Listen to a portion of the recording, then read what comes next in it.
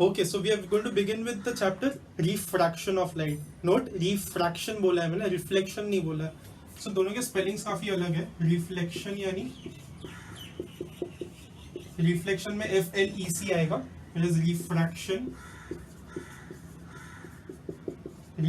में FRAC आएगा. So both of them are different phenomena. Okay, reflection अलग होता है, refraction अलग होता है. Most of our chapter is about refraction of light. Okay. So in the beginning of the chapter they have given a few questions to for us to recall. पिछले chapter को याद करना जो 9th स्टैंडर्ड में पढ़ा था. So first question is what is reflection of light? Reflection of light क्या है बेसिकली? अगर यहाँ पे एक मिरर रखूंगा मैं और यहाँ से कोई लाइट रे आ रही है तो वापस बाउंस होने वाली है. So that bouncing of light from a surface is known as reflection. Second they have asked what are the laws of reflection? So to study laws of reflection we'll first make diagram. Okay. ऐसे diagrams हमने बहुत सारे बनाए 9th standard में. So if you remember we had also studied mirror कैसे बनाते हैं, how do make a mirror. पहले ग्लास स्लैब ले लो. ग्लास स्लैब लोगे तो एक साइड को तुम लोग को सिल्वर कोटिंग करना है. अगर ये साइड सिल्वर कोटिंग कर दिया तो यहाँ से लाइट आएगा तो रिफ्लेक्ट हो जाएगा. Similarly this is my glass slab और समझो मैं इसका लेफ्ट साइड सिल्वर कोटिंग कर रहा हूँ. This is how you show silver coating. Okay, अगर मैं लेफ्ट साइड से सिल्वर कोटिंग कर रहा हूँ तो इस साइड से जो कोई भी लाइट आएगा, लाइट का रे आएगा, is going to bounce back. Okay, how is it going to bounce back?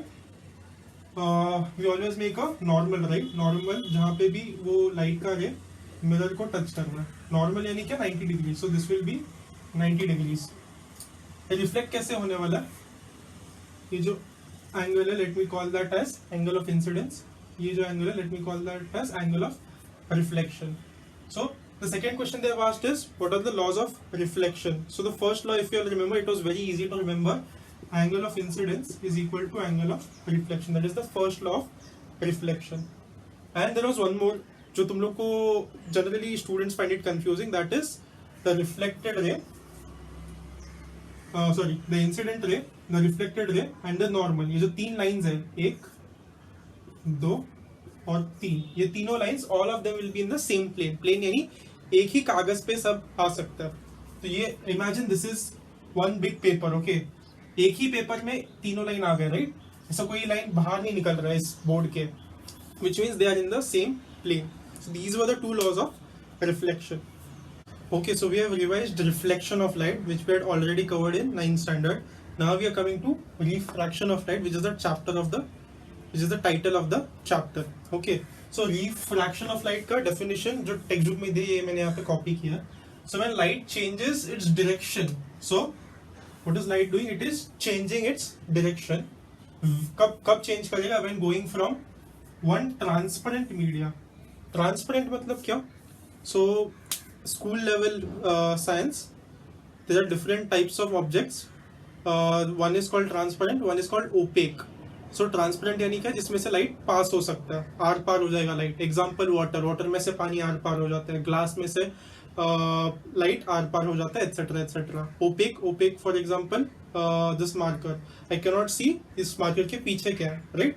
Light can not pass through this marker. So जिसके आर पार नहीं दिखता दैट इज ओपेक, और जिसके आर पार दिख सकता है that is transparent. So refraction is change in the direction of the light when it is going from one transparent media to another transparent media. एक transparent medium से दूसरे transparent medium में जा रहा है, तब direction change होने वाला लाइट का. हमने अब तक क्या पढ़ा है? लाइट का direction कभी change नहीं होता, वो हमेशा straight line में जाता है. बट change हो सकता है. कब हो सकता है? जब एक transparent media से दूसरे transparent media में वो transfer कर रहा है. That time the direction of the light is going to change. That is known as refraction. Okay, so remember your glass slab. Imagine this is your glass slab. Okay, so mirror बनाने के लिए हम लोग क्या करते थे? पहले हम लोग यहाँ से कोटिंग कर देते, right? Silver coating we used to do.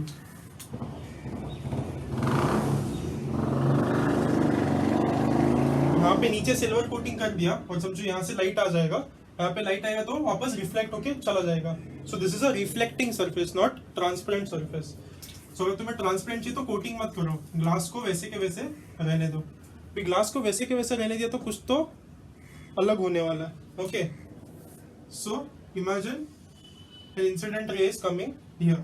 यहाँ पे बाहर क्या है, एयर है, एयर ट्रांसपेरेंट मीडियम है, यस, एयर के आर पार लाइट चले जाता है, so air is a transparent medium, it is entering glass, right, glass भी ट्रांसपेरेंट है, सो अपना कंडीशन सेटिस्फाई हो गया, light is travelling from one transparent media to another transparent media, तो अब क्या होने वाला है, डायरेक्शन चेंज होने वाला है, सो अभी कैसे जाना चाहिए, कैसे जाना चाहिए, राइट, सीधा जाना चाहिए, बट वो सीधा नहीं जाएगा, वो अपने डायरेक्शन चेंज कर लेगा, so this is known as refraction,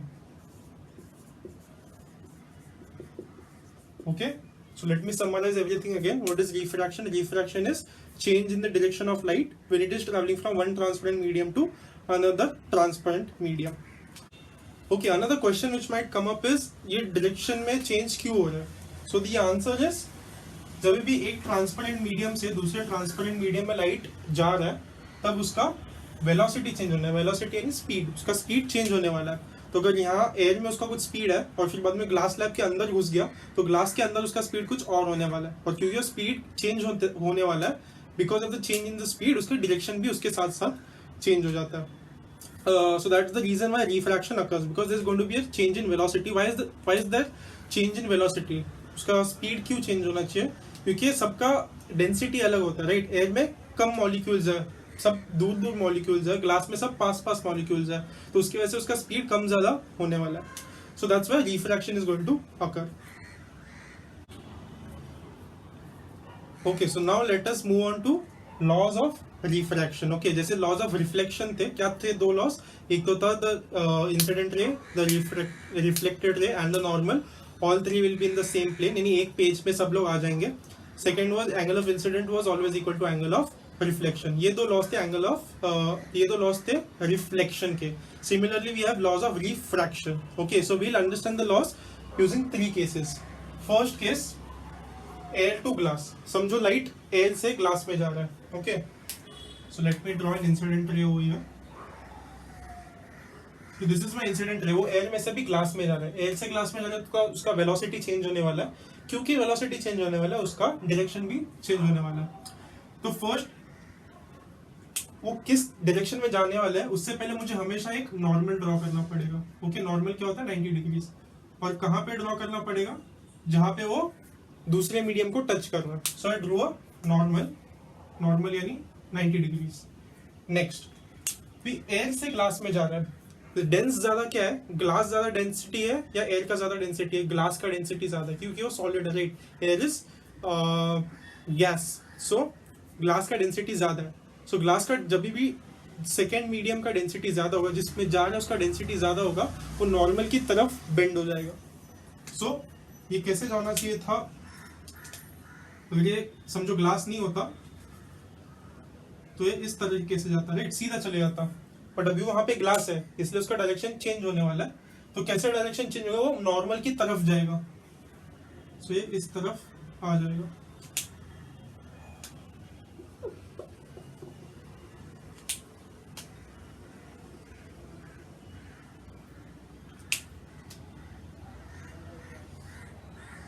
okay, सो एक इंसिडेंट रे एयर में से आ रहा था, एयर से जहां पे भी वो ग्लास को टच किया वहां पे मैंने एक नॉर्मल ड्रॉ किया.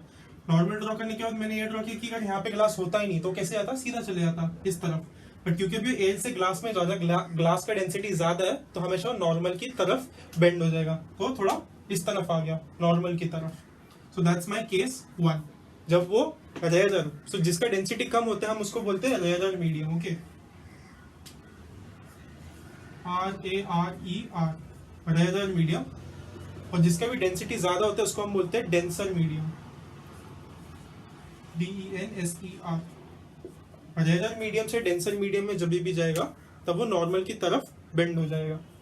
ओके, नेक्स्ट केस 2, समझो ऑलरेडी ग्लास में लाइट रे है.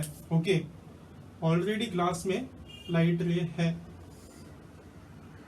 और वो अभी ग्लास में से एयर में जा रहा है, तो अब ये उल्टा हो रहा है, ग्लास क्या है, ज्यादा डेंस है, एयर क्या है, रेयर है, रेयर यानी उसका डेंसिटी कम है, सो डेंसर मीडियम से रेयर मीडियम में जा रहा है, तो उसका उल्टा होना चाहिए, right. So let me first draw the normal, जहां पे भी वो टच कर रहा है वहां पे मैंने एक नॉर्मल ड्रॉ कर दिया.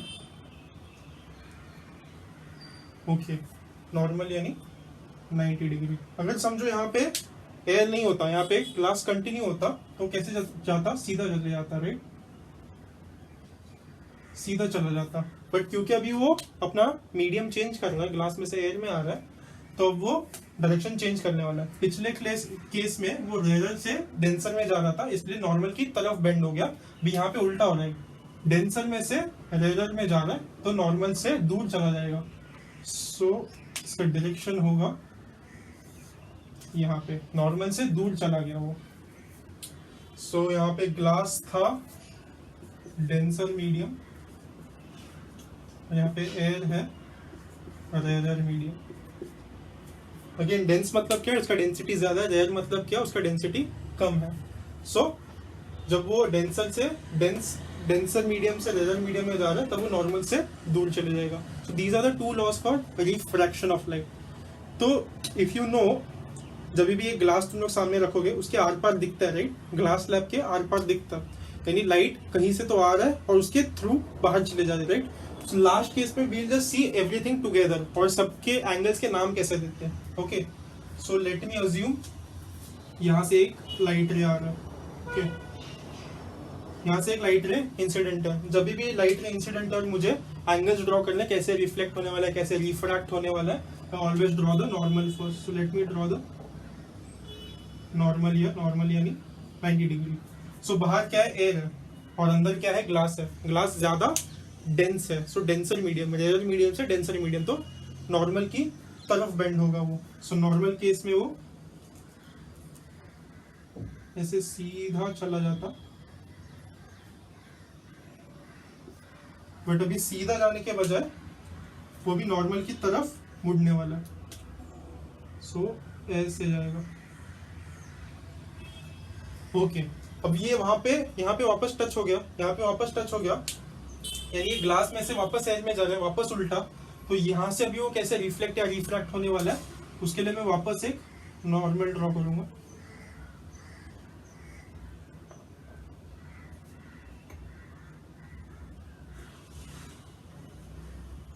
ओके, यहाँ से वापस मैंने एक नॉर्मल ड्रॉ किया। अगर समझो ये ग्लास कंटिन्यू होता, नीचे एयर नहीं होता, तो ये सीधा चला जाता है। सो सीधा कैसे जाता है, सीधा ये ऐसे चला जाता, बट क्योंकि अभी ये ग्लास में से एयर में जा रहा है, ग्लास यानी डेंसर, एयर यानी रेयर, डेंसर से रेयर मीडियम में जा रहा है, यानी ये नॉर्मल से दूर चला जाएगा। नॉर्मल से दूर यानी वो राइट तरफ मुड़ जाएगा, ऐसे हो गया। सो this is how light travels from a glass slab. जब पहली बार वो एयर से ग्लास में जाएगा तभी एक बार रिफ्रैक्शन होगा, और वापस जब ग्लास में से एयर में जाएगा वापस दूसरी बार रिफ्रैक्शन होगा। ओके, सो नाउ लेट अस नेम। ओके, यहाँ पे रिफ्लेक्शन में तो बहुत इजी होता है, जब ऐसा प्लेन मिरर होता है, यहाँ से लाइट आ रहा है, यहाँ पे लाइट जा रहा है, यहाँ पे नॉर्मल ड्रॉ कर दो, ये एंगल ऑफ इंसिडेंस, ये एंगल ऑफ रिफ्लेक्शन। यहाँ पे एंगल ऑफ इंसिडेंस, यहाँ पे एंगल ऑफ रिफ्रैक्शन कैसे दिखेगा, लेट अस सी दैट। मैंने क्या बोला था, हमेशा angles of reflection, refraction, incidence सब नॉर्मल से मेजर किया जाता है।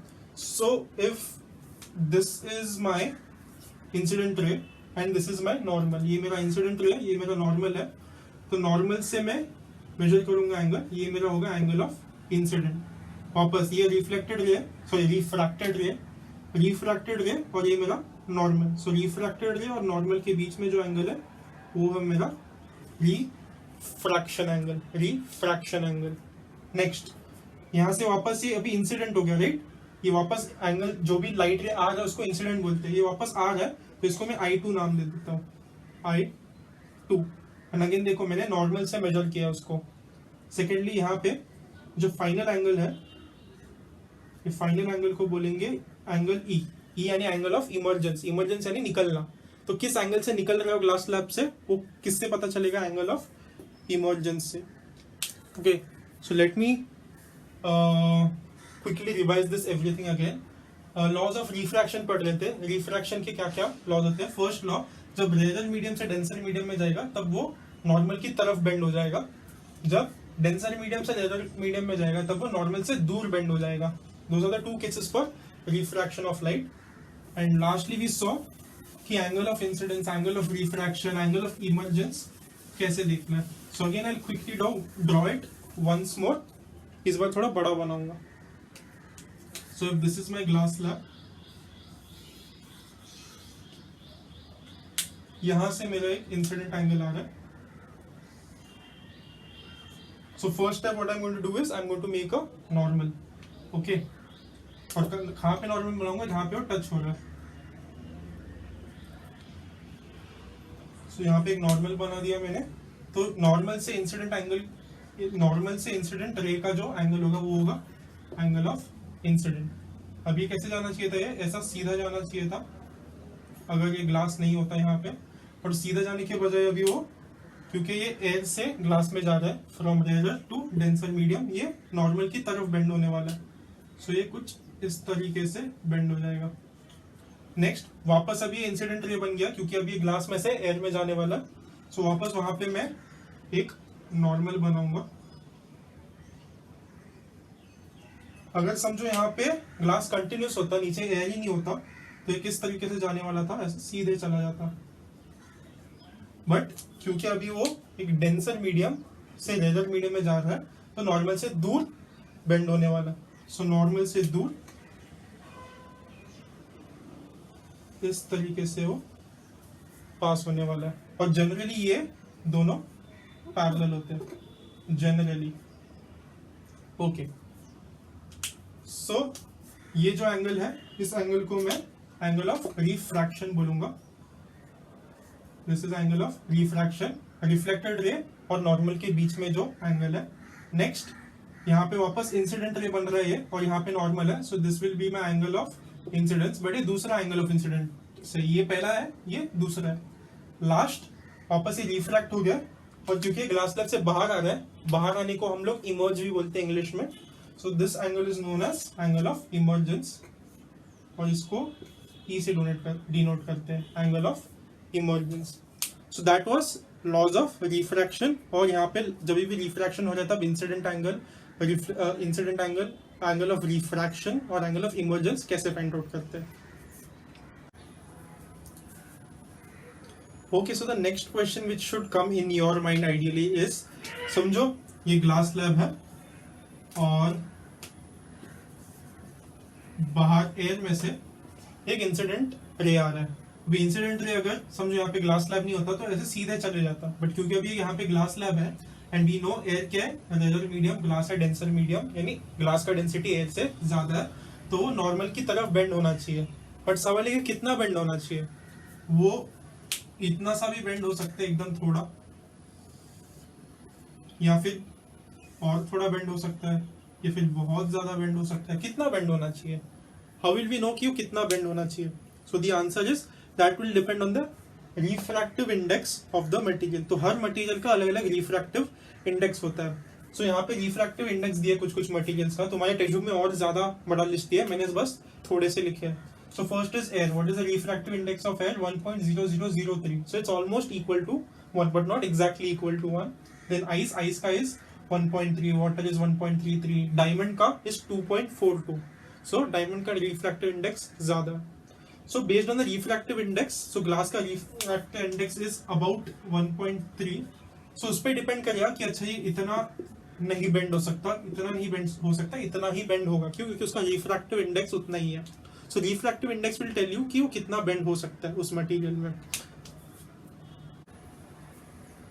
Okay, so the last part we are going to learn is we are going to learn formula for refractive index of a material. Okay, so first we will find out refractive index of 2 with respect to 1. अब ये 2 1 कहाँ से आया? So imagine अब तक हम कौन सा एग्जांपल ले रहे थे? ग्लास स्लैब का, राइट? ग्लास स्लैब में से अगर समझो एयर में से ग्लास में जा रहा है light,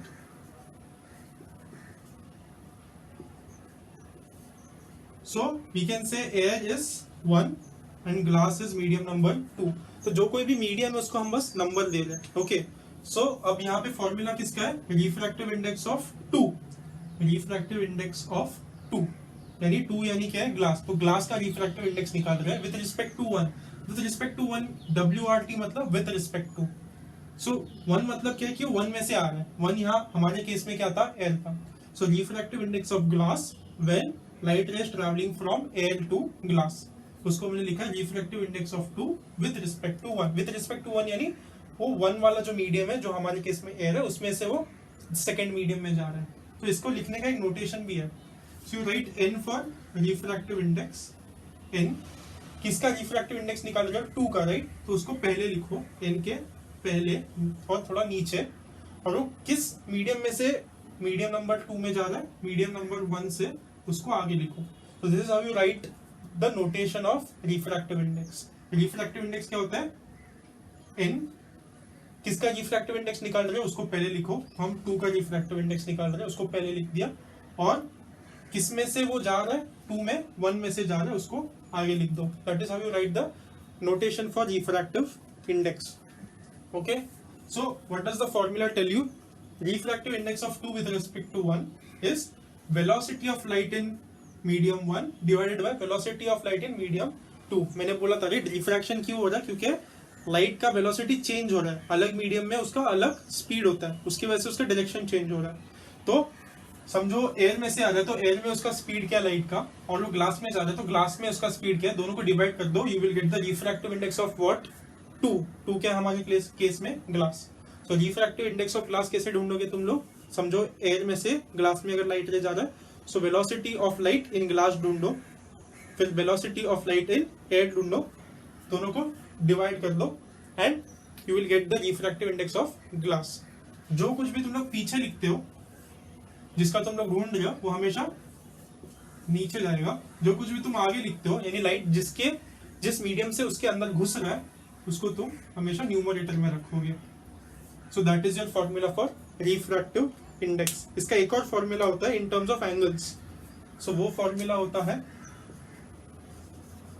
sign I upon sine R. Sine क्या है तुम लोग को होपफुली याद होगा, 9th standard we had studied in trigonometric, sin, cos, tan, etc. etc. Sine का अगर तुम लोग को फॉर्मूला याद है, so if this is our triangle, ये राइट एंगल ट्राइंगल है, ये हाइपोटेन्यूस, ये समझो थीटा है, तो थीटा के जो बाजू वाला होगा that will be my adjacent side, theta के ऑपोजिट यानी उसके सामने वाला जो होगा वो ऑपोजिट साइड होगा। सो साइन थीटा क्या होता है? Opposite upon hypotenuse. So this was sine theta. तो थीटा क्या था? यहाँ पे एक एंगल था, right? Angle of a triangle. तो आई यहाँ पे क्या है? Angle of incidence. आर यहाँ पे क्या? Angle of refraction. सो यहाँ पे एंगल आई कहाँ पे है? यहाँ पे है एंगल आई, और यहाँ पे angle R. So angle I समझो it's around 50 degrees, and angle R समझो is around 30 degrees. So sine 50 upon sine 30, ये भी तुम लोग को रिफ्रैक्टिव इंडेक्स ऑफ ग्लास दे देना चाहिए। So that's another formula. So what are the two formulas for refractive index? Refractive index of 2 with respect to 1. First is velocity of light in medium 1 upon velocity of light in medium 2, या फिर sin I upon sin R. इसमें भी थोड़ा connection है। Medium 1 यानी air, right? Air में कौन सा एंगल है? I, तो वो ऊपर आ गया। सेकेंड मीडियम 2 यानी क्या है? ग्लास वाले मीडियम में कौन सा एंगल है? एंगल आर, रिफ्रैक्शन, वो नीचे आ गया। सो यहाँ पे भी कनेक्शन है। So make those connections, you need to by heart this formula. इस पे छोटे छोटे न्यूमेरिकल्स आ सकते हैं, एमसीक्यूज आ सकते हैं, वेरी इजी फॉर्मूला। बस इसमें कभी कभी कंफ्यूजन हो सकता है नोटेशन में। Refractive index of 2 with respect to 1, यानी जब लाइट मीडियम नंबर 1 में से मीडियम नंबर 2 में जा रहा है, वो किस तरीके से लिखना है वो हमेशा ध्यान में रखना है। अगर तुम लोग को बहुत ज्यादा कंफ्यूज हो रहा है, कभी भी नोटेशन यूज ही मत करो, सीधा पूरा का पूरा फॉर्मूला वर्ड्स में लिख दो, which is refractive index of 2 with respect to 1, और डायरेक्टली तुम लोग ये फॉर्मूलाज यूज कर सकते हो। इसमें बस ये याद रखना है कि कौन सा ऊपर लेना है, कौन सा नीचे लेना है। जिसका फाइंड आउट करना है उसको डिनोमिनेटर में, जिसमें से जा रहा है वो उसको न्यूमरेटर में, और ये sin I upon sin R. So that's it. This is the first video of refraction of light. Mostly in 1 or 2 more videos we will complete this chapter. Okay, see you guys, bye.